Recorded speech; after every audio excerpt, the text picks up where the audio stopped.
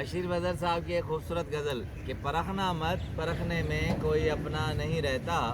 کسی بھی آئینے میں ایک سا چہرہ نہیں رہتا، پرکھنا مت پرکھنے میں کوئی اپنا نہیں رہتا۔ ہزاروں شعر میرے مر گئے کاغذ کی قبروں میں، ہزاروں شعر میرے مر گئے کاغذ کی قبروں میں، میں وہ ماں ہوں جس کا کوئی بچہ زندہ نہیں رہتا، پرکھنا مت پرکھنے میں کوئی اپنا نہیں رہتا۔ محبت ایک خوشبو ہے ہمیشہ ساتھ رہتی ہے، کوئی انسان تنہائی میں بھی تنہا نہیں رہتا،